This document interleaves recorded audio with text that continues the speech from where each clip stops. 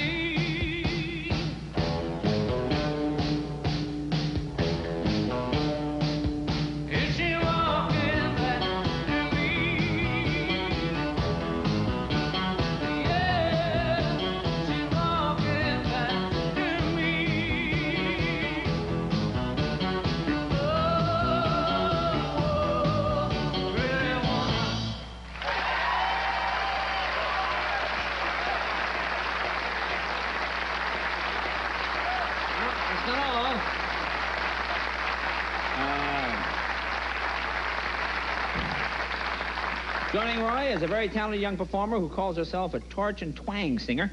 She and Roy recorded his hit song Crying for the movie Hiding Out and this year's the soundtrack. There you go. Would you please welcome Katie Lang with Mr. Roy Orbison.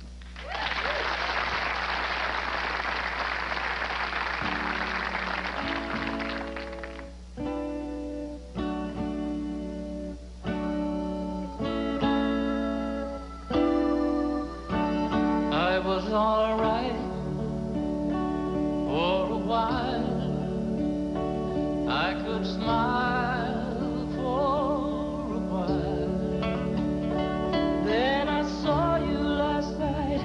You held my hand so tight. When you stopped to say hello, you wished me well. You couldn't tell that I'd been crying over you, crying over you. Then you said so long, left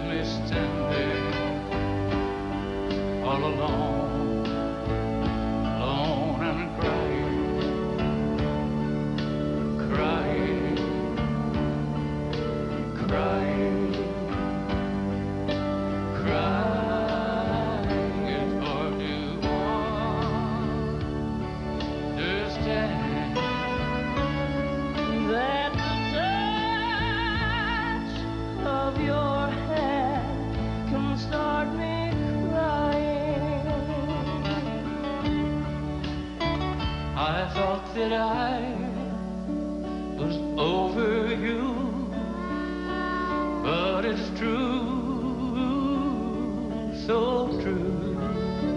I love you even more than I did before. But darling, what can I do? For you don't love me, and I'll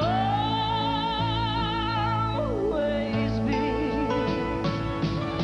crying over you, crying over you. Yes, now you're gone, and from this moment on, I'll be crying, crying, crying,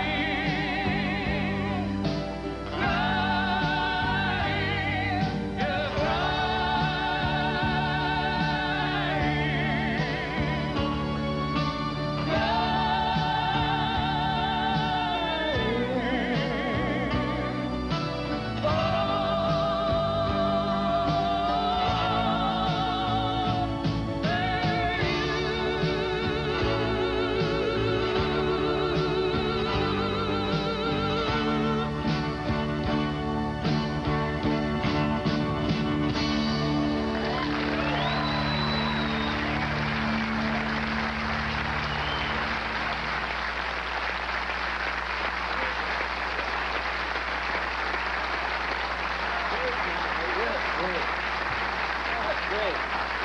Sit down. Okay. Good to see you. Thank you. How are you? I'm terrific. I'm terrific. We're gonna come. Oh, we'll come right back after this important message, ladies. Okay. Terrific, James.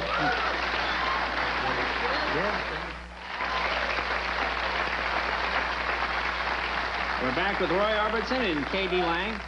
Now, before I ask you about crying, there must be more rumors about you than anybody else. I mean, when I was in college, you were either A, killed with beaver in Nam, I think that was one of them or something, and then you were blind and you're a recluse and you never go out and you always wear black. I mean... I always beat my wife. Yeah. Always beat your wife? No, I stopped all of that. I go out occasionally. I quit beating my wife. No, wait. But what you're saying, you used to be blind and you were killed with beaver in Nam. Yeah. But how do those things start? I don't know. It's someone writing a story. I had nothing to do with it. I didn't. But I didn't start all that. Well, you always show up in neat places. Now, here's something. Now, that was you in that jeans commercial, wasn't it? Getting into the limo and Mercy, and then the door shut. Yeah, that was great. See, that's great. Yeah. That's great. See, that's cool. You're always cool about that stuff. Now, how did you guys get together on this song? I was asked to do, if I wanted to do a duet of the song Cry, and I was trying to work it out in my mind how to put it together, and then they sent me a tape of K.D. I didn't know K.D., but they sent me a tape of hers, and I wasn't doing too well till I heard the tape, and once I heard that, I said, well, that's no problem. So it came natural after that to put it together, and actually we met at the recording session. Oh, really? So you didn't meet? You just listened to the tape and got the job? Just listened to the tape, yeah. Well, that's pretty good. And you're from where? You're from? Consort, Alberta. Oh, up and up that way. Ooh, a fine town, Canada. Yeah, a fine town, Canada. It's a great town. I like Canada. Canada, yeah. Oh, it's good. You still live up there? Yes, I do. Oh, yes, you do. Yeah, I hear it. Yeah. No, but that's good. I like that accent. What, that Canadian accent with the colds? I have a cold, so it's a Canadian accent with a cold. Canadian accent with a cold. Well, that almost seems redundant, doesn't it, actually? Well, nice to have you here. That's true. Is this your first time in L.A.? No. Oh, you're back and forth a lot. Huh? Yeah. In fact, I've been here a couple times, Jay. If you watch the Johnny Carson show. I do watch it. Oh, that's right. You were here before. That's right. I'm so stupid. That's right. You do. That's right. I have seen you on the show. See, I only watch when I'm on. No, I'm teasing. There goes a job. That's right. What? Now, do you still get nervous after? Now, someone said you do, but I find that almost hard to believe. Well, you're so cool. Not so nervous anymore. I used to. I was in Canada about 5 years ago, and I was going to the show, and I saw this big marquee. It said Roy Orbison, and it said sold out, and everybody was already inside. And I said, well, you know, all of these people came to see me for one reason or the other. So maybe I'll just relax and go on tonight, you know, because maybe they already know who I am and what I'm going to do, and, you know, maybe I have an edge. So I went on that night, and the show was quite good, so I didn't lose the first 2 or 3 numbers like I did before, you know, being too nervous. So not so nervous anymore. But you still get a little twinge. A little bit, just. Yeah? Yeah, just a little. Yeah. You get nervous? Sometimes. Yeah. It's not a ceremonial thing. Not a regular No, thing. it's not a regular thing. And you grew up you're in Texas, but where in Texas? Where'd you grow up in Texas? I was raised in Texas. You don't grow up in Texas. Oh, you don't grow up in Texas. I was raised in, I was born in Vernon, Texas, and raised out west in Wink, Texas. In Wink, Texas? Now, I don't know. Well, it's in Winkler County, and they figured if they called it Wink, that they'd get the county seat, you know, the courthouse. But it went to Kermit, the only other city. Oh, Kermit, yeah. Is Wink, Texas, where the Wink soft drink came from? I don't think so. You had Wink down in the States, didn't you? Wink Pop? Yeah. I think so. I think so. But no, Wink is famous for the 1952 state Class A champion football team and Roy Orbison. Oh, there you go. Yeah. Is there like a street and everything? You have a street? Well, there's only one street in Wink. Oh, it's a dead end, probably. Well, it's a highway. It goes right through. Then you're the most famous citizen, and rightly so. I think so. Do you remember the first time you got paid to perform? I played a medicine show, Jay, and when I was 10 years old. And now you say a medicine show. What do you mean by They it? sold this elixir that... Oh, just like that like was supposed to cure everything. And they sold candy, and they had told a few rude jokes. And then they had a talent contest. And I shared the prize. A 15-year-old boy and I both tied. So the $15 prize, I got $7.50 of that. And then I had to give my buddy half of that because he was my manager. Oh, boy. They get your claws in you even at that early age. At that age, yeah. Now, you've worked, I mean, with everybody. I mean, the Beatles and Stones. I mean, do they come to you for advice, these people? Do you... Well, they did at one time. Yeah. They did, and I was writing an article for a newspaper, the NME. As we were touring, they wanted me to send in a column each week how it was going, and the Beatles wanted to know how they would get along in the States. This was '63 in the summer of. And I said, well, if you'll keep your hair short like it is, because it was short by English standards, right. And wear the Spanish boots and the suits. That was the first tour they wore suits on, was my tour. It was all just blue jeans before. And then I said, let it be known that you're British and do a show like the Ed Sullivan Show. And I think you'll be just as big there as you are here. And sure enough, they were. Yeah, that's good. Those are the jackets with the collars cut off? Yeah.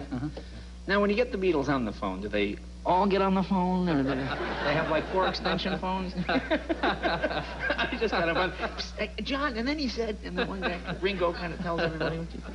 No, I haven't talked to the boys lately. I keep up with them. Yeah. Well, you've got the special coming on. It's on Cinemax, right? Roy Orbison and Friends? Yes, I'm really proud of that. It was wonderful. Now, who are some of the friends? Now, this is probably like we had the band was the TCB band. That's Elvis Presley's rhythm group. And then for singers, we had Bonnie Raitt, Jennifer Warnes, K.D. Lang, J.D. Souther, Jackson Brown, and Stephen Souls. And then for guitar players, we had Tom Waite, T-Bone Burnett, Elvis Costello, and Bruce Springsteen. And this is just the backup band. That's right. Boy, that's terrific. And that is wonderful. And that is on when? It'll be on January 3rd. January 3rd. We shall watch for that. Congratulations. That sounds terrific. Sounds like a great show. Thanks for coming on, Katie. Thanks, sir. Be right back after this message. You know, Katie. Well, that's about it. I want to thank Johnny for letting me sit in last week, and tonight John will be back tomorrow. Doc and the band. See, the great thing about doing this show, you get all this free stuff. This is kind of neat. I got an album, gosh, with Roy Orbison, K.D. Lang. It's called Hiding Out. And I got a book from Calvin. See, here it is right here. It's called If You Can't Say Something Nice. And you gave me this VCR top rank boxing game. Now, is this your thing? Some days you can have fun with the kids. Yeah, okay, this will be a lot of fun. I will go home and play with this and read this and listen to this, and I've got a big week planned. Have your mom come see me in Detroit. I will. Okay. See you next week, folks. Thank you. Bye-bye. Next, there's Late Night Fun when Dave welcomes Mary Lou Henner to Late Night with David Letterman.